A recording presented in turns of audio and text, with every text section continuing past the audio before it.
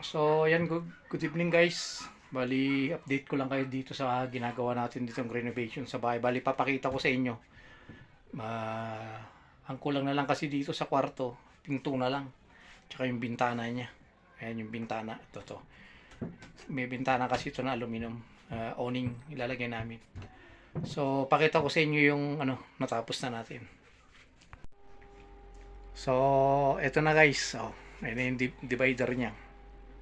Yan na siya. Pinto na lang, tsaka bintana ang kulang nito. Tapos yung design dito sa may higa nila. Totally na yan, na-designan ko na. Yung mga design na yan. Na-set up ko na rin yung TV. Lahat yan may design yan, ang kisame niya. At dito. Nilagay na rin natin yung yung ilaw na may electric pan na yan. Off muna natin. Yan. Oh, yan yung design niya. Ayan, pwede nang tulugan yan. Ang kulang na lang dito, bali tatanggalin ko yung ilaw. Maglalagay ako ng kornisa sa kanto-kanto na yan. Sa likod ng kornisa, maglalagay tayo ng strip light. Magiging switch ng strip light. Yan na. Yan ang gagamitin kong Kasi nandito yung niya. Saksakan niya, no. Ito. Ay, switch. Ayan, yun ang gagamitin nating switch ng strip light dito. Ayan, may mga design na yan, pati sidings niya. Ito namang ilalim na to.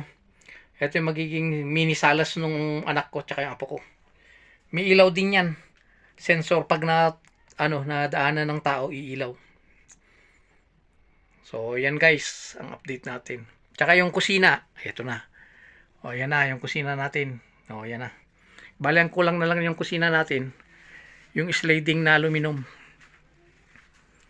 Sliding na aluminum pati yung isa. Ayan, kompleto na.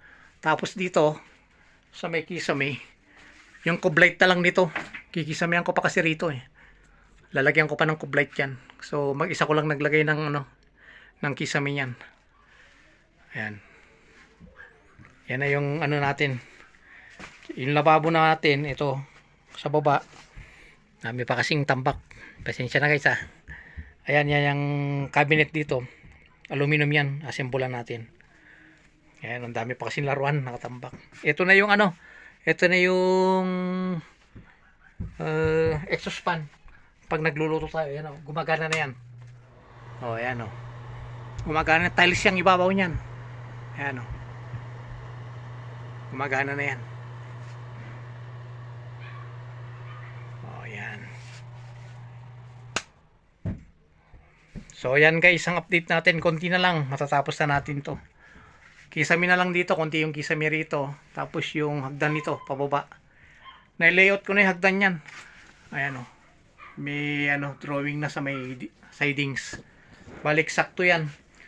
Standard lang ng ng taas niya 20 cm. Tapos yung tapakan niya, yung step 25 cm. Tamang-tama dun sa dun sa may dulo ng sidings. Eksaktong-eksakto lang. Ayan. So, ayan guys. Yan muna ang update ko sa inyo. Konting-konti na lang to. Matatapos na natin to. Ito na lang. Pipinturahan ko. Itong siding sa to. Didesignan ko ng marmol. Yan. Gagawin kong parang marmol yan. Yan yung retaining wall dati. O ayan. Ginawa natin Ayan ang design niya. Ayan. Palibot yan.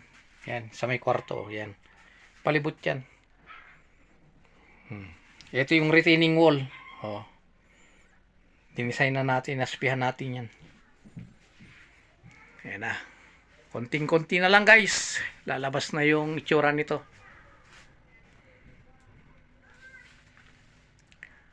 So ayan guys, yun lang yung update ko sa inyo ngayon. Konti na lang, matatapos na natin to. So maraming salamat muli sa pagsubaybay nyo po sa YouTube channel natin, Kuya Wins Vlog. Huwag nyo pong kalimutang mag-like, subscribe at pindutin yung notification bell para updated pa po kayo sa gagawin nating video. Pasensya na guys pabunot kasi. Ayun guys, maraming salamat. Magandang gabi sa inyong lahat. Ingat po lagi. Hanggang sa muli. Bye.